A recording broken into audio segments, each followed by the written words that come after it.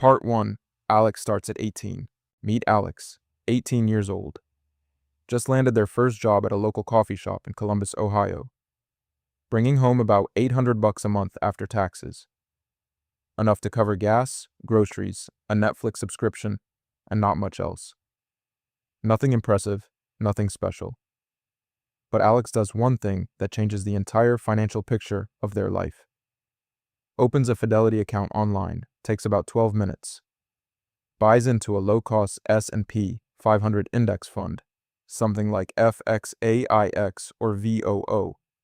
Sets up automatic investing, $100 pulled from the checking account on the first of every month, and then gets on with life. No stock picking, no watching CNBC, no timing the market, no finance degree required, just $100 a month on autopilot.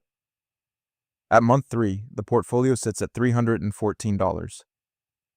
Alex barely glances at it. Not exciting. Does not feel like anything is happening. At year 1, around $1,300. Still nothing remarkable.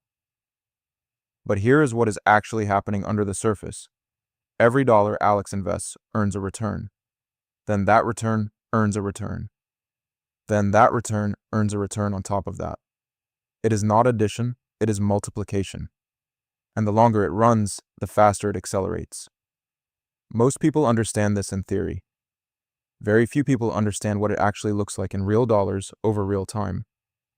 So let us walk through it. At 25, just 7 years in, Alex's portfolio has grown to $12,400. Still not life-changing. But the engine is running. At 30, $32,600. At 35, $68,000. And here is where something important shifts. The monthly return that the market is generating for Alex is now larger than the monthly contribution Alex is making. Let me say that again. Alex puts in $100 a month. The portfolio, on its own, from market growth alone, generates nearly $400 that same month. The money is outworking the person. At 40, $126,000. At 45, $214,000. At 50, $348,000. At 55, $521,000. Over $500,000 built entirely on $100 a month and the discipline to leave it alone. And at 65, when Alex retires, $1,247,000. Total amount Alex ever deposited every single month for 47 years. $56,400. The other $1.2 million did not come from a bigger salary, did not come from picking the right stocks, did not come from working weekends. It came from starting at 18. Now meet Jordan, also grew up in the Midwest. Similar background to Alex, similar job, works in logistics, makes decent money now. And Jordan had every intention of investing, just never quite got started. At 18, Jordan had $40,000 in federal student loans. Between minimum payments and rent in a college town, there was nothing left at the end of the month. At 24, Jordan moved to Chicago for work. Rent jumped to $1,400 a month. Groceries, transit, work clothes. The math just did not work. At 29, Jordan went through a divorce. Between attorneys and the cost of setting up a new apartment, savings were wiped out completely. At 32, the first kid arrived. Childcare in Chicago runs over $2,000 a month. And then a medical bill came in that insurance did not fully cover.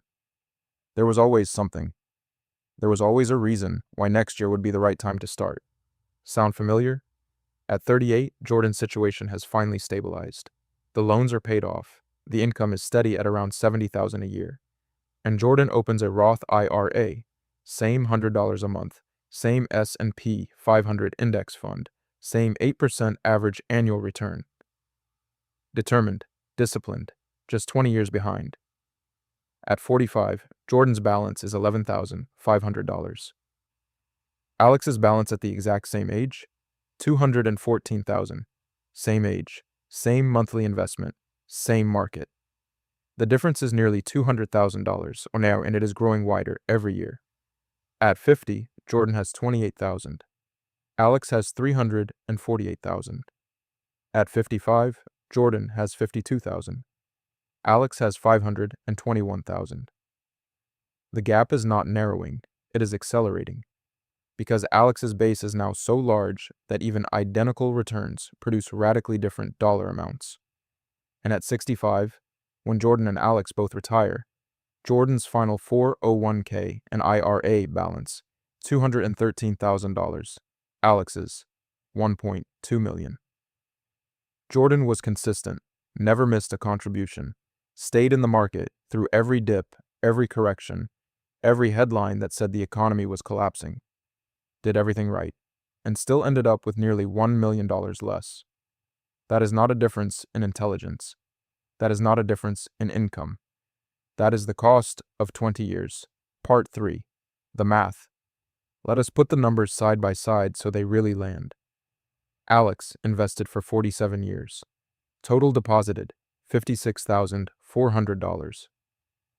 Jordan invested for 27 years. Total deposited, $32,400. Difference in total contributions, $24,000. Difference in final retirement balance, over $1 million. $24,000 of earlier contributions produced over $1 million of additional wealth. That is what compounding does when you give it enough runway. Here's the part that does not get talked about enough. The first 10 years of Alex's investing, ages 18 to 28, generated more long-term wealth than all 37 remaining years of investing combined. 10 early years beat 37 later years, because the money invested early had the longest time to compound. Each dollar put in at 18 had 47 years to multiply. Each dollar put in at 38 had only 27. Every year Jordan waited did not just cost 1 year of returns. It cost 1 year from the front of the runway. The most valuable part of the entire timeline. Part 4. What to do if you are starting late. All right, if you are watching this and you are already in your 30s or 40s, this part is for you. I'm not going to sugarcoat the math, the gap is real. But I want to be clear about something. Starting late is not the same as it being too late, and the worst thing this video can do is make you feel behind without giving you something to actually do about it. So here's what moves the needle when time is short. First, increase the contribution. Jordan, putting in $100 a month, retired with $213,000. That same Jordan, investing $300 a month from age 38, would have retired with over $630,000. Closer to $650, actually, depending on market performance. Still not Alex's number, still absolutely life-changing. You cannot buy back time, but you can offset some of what time would have done with a larger monthly contribution. Second, max out your tax-advantaged accounts first. In the US, that means your 401k up to the employer match. That is free money, take all of it. Then your Roth IRA, which in 2024 allows up to $7,000 per year if you are under 50, and $8,000 if you are 50 or older. After 50, the IRS gives you catch-up contribution limits. Use every dollar of them. When time is short, sheltering your money from capital gains and dividend taxes is one of the most powerful moves available to you. Every dollar that stays in the account instead of going to the IRS continues to compound on your behalf.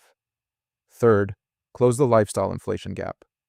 Most Americans in their late 30s and 40s earn significantly more than they did at 18. The question is not whether income grew, it is where that extra income actually went. Bigger apartment, newer truck, eating out 5 nights a week, subscriptions you forgot you have. All legitimate enjoyments. But every dollar redirected from lifestyle into a Roth IRA or brokerage account is doing compounding work that time alone can no longer do for you. And here is the bottom line. Even Jordan, starting at 38, putting in just $100 a month, doing nothing fancy, retired with $213,000 that would not otherwise exist. That is not a failure. That is $200,000 that only exists because Jordan decided to start. Part 5. The real lesson. So, what is actually the lesson here? It is not that you have to be perfect. It is not that you have to be young or wealthy or financially educated. The lesson is that time in the market is not one of several factors that shape retirement wealth. It is the factor. The fund you pick, the platform you use, even your exact annual return. None of those variables matter as much as the simple question of when you got in. Alex did not beat Jordan by being smarter inside the portfolio. Alex beat Jordan by 20 years before a single investment decision was even made. That is the uncomfortable reality of compounding. The results show up at 65. The decision that determined those results happened at 18. You cannot go back, but you can start today.